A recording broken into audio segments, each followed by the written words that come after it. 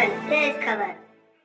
Bharatiya Janata party जिंदाबाद, Bharatiya Janata party जिंदाबाद। क्यों पड़े हो चक्कर में? कोई नहीं है टक्कर में, क्यों पड़े हो चक्कर में? कोई नहीं है टक्कर में। श्री टी.एस. ठाकुर जिंदाबाद, टी.एस. ठाकुर जिंदाबाद, भारतीय जनता पार्टी जिंदाबाद, भारतीय जनता पार्टी जिंदाबाद।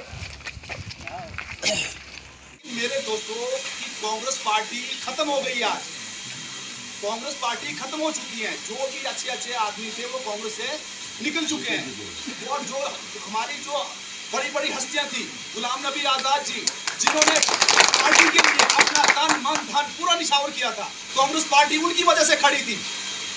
उनकी वजह से पार्टी, ऐसे ऐसे आदमियों की वजह से कांग्रेस पार्टी खड़ी थी। वो क्यों चले गए, इस बात को हमने समझना है। हम तो कुछ भी नहीं है मेरे दोस्तों, हम तो एक छोटे मोटे कार्यकर्ता हैं। हमने भी 25 साल के बाद अपना कांग्रेस पार्टी से त्याग दे दिया है। इन लोगों ने आज तक हमारी माइनॉरिटी का जो है शोषण किया है, सिर्फ यूज किया है। हमारी माइनॉरिटी के लिए तो भाई साहब इतना भी कहा गया था कि वो तो हमारी झोली में है, मुस्लिम वोट तो हमारी झोली में है। काम नहीं करना है, काम नहीं करते थे भाई साहब। हमारे गरीब लोगों के जो नौकरी के ऑर्डर्स थे वो दबाए जाते थे, हमारे लोगों के काम रोके जाते थे। अगर कोई गरीब आदमी किसी चेयरमैन के पास चला गया, अगर उसको बता दिया कि मेरा काम है, उसको 2-10 बार फोन कर दिया जाता था ऑफिसर को, इसका काम नहीं निकालना है। दोस्तों हम तंग आकर आज हमने कांग्रेस पार्टी को अलविदा कह दिया है ना। क्यों मेरे दोस्तों, हमारे जो नेता होना चाहिए, हमारे नेता वो होना चाहिए कि जो हमारी गरीबी को समझे। जो हमारा इलाका जो है गरीब लोग हैं, अनपढ़ लोग हैं, जमीन से जुड़े हुए लोग हैं, है ना। तो इन लोगों का क्या शोषण करना है ना। इन लोगों ने आज तक शोषण भी किया है हमारे लोगों का, क्योंकि इन्होंने हमारे जो 5 प्यारे थे, जब तक इन्होंने वोट लेने होते हैं तब तक तो भाई साहब आपके साथ बहुत मीठे हो जाएंगे। लेकिन जब सरकार बनती है, जब सत्ता में आती है, तो उसके बाद हमें पता है कि हमारे साथ क्या गुजरी है। इन्होंने 3-3 साल हमें अपने ऑफिसों में धक्के लगाए हैं भाई साहब, है ना। 3-3 साल तक चलाया हुआ है, हमारे काम रोके हुए हैं, है ना। और हमने क्या बुरा कर लिया था। तो आज हमने मिलजुल के, हमारे फादर साहब हैं, टी.एस. ठाकुर जी, जमीन से जुड़े हुए नेता हैं, सबके साथ मिलते हैं, जुलते हैं। मेरे दोस्तों राजाओं का टाइम तो चला गया, है ना।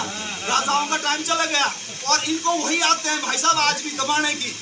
आज भी वही आते हैं इनको दबाने की कि काम नहीं करते हैं लोगों का। चलते रहो, काम नहीं होगा। तो मेरे दोस्तों हमने इस बार ज़्यादा टाइम नहीं लूँगा, आजाद साहब बोलेंगे तो ज़्यादा टाइम नहीं लूँगा।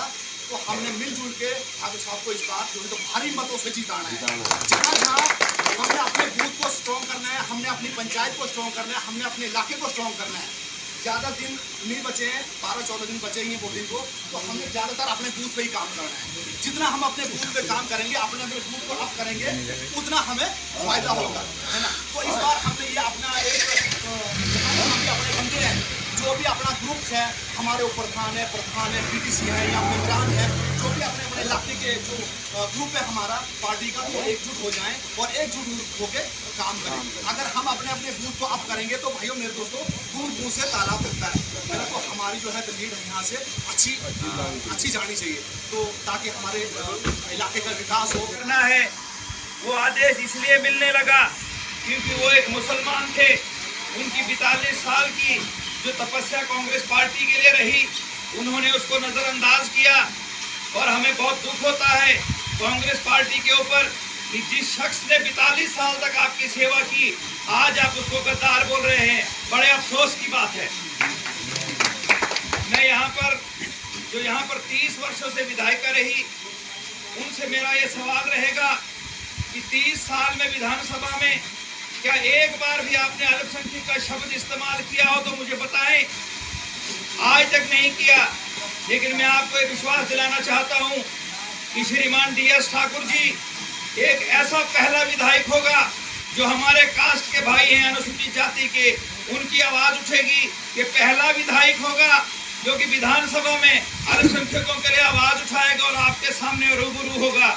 हमारी आवाज जब तक विधानसभा में नहीं उठेगी तो आप समझो कि हमारा विकास कहाँ से होगा। हमारा विकास कहाँ से होगा। हमारा आज तक इस्तेमाल होता रहा जब कांग्रेस पार्टी के लोग 5 साल के बाद हमारे बीच में आते हैं तो वो एक ही बात बोलते हैं कि भारतीय जनता पार्टी मुस्लिम विरोधी है। ये तो मैं बहुत समय से आपको बोल रहा हूँ, लेकिन इस बार मुझे बहुत खुशी हो रही है आजाद साहब कि यहाँ का जो अल्पसंख्यक समुदाय और जो अनुसूचित जाति समुदाय के लोग हैं 70% भारतीय जनता पार्टी के साथ जुड़े हैं। लेकिन दोस्तों, ये आज आपको अहद करना है कि जो 30% लोग बचे हुए हैं उनको भी हमने भारतीय जनता पार्टी में लाना है और कांग्रेस पार्टी को करके दिखाना है। क्योंकि कांग्रेस पार्टी अपने आप को तो एक समंदर समझती है कि मैं तो बहुत बड़ा समंदर हूँ, वो तो हमें नदी नाले समझती है। लेकिन कांग्रेस पार्टी को हम ये एहसास दिलाएंगे कि नदी नालों के बिना समंदर भी सूख सकता है और उसको इस बार एहसास होगा कि भारतीय जनता पार्टी में मुसलमान जो जा रहा है क्यों जा रहा है।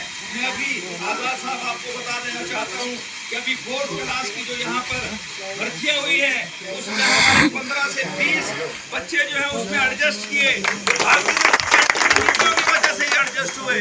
आज तक देखो कि अभी 1% मुसलमान हिमाचल प्रदेश में सरकारी नौकरियों में है। लेकिन आप भारतीय जनता पार्टी के साथ दोगे, नरेंद्र मोदी जी की नीतियों को समझोगे, जयराम ठाकुर जी की नीतियों को समझोगे तो उसमें हिंदू मुसलमान नहीं देखा जाता, उसमें अनुसूचित जाति राजपूत को नहीं देखा जाता।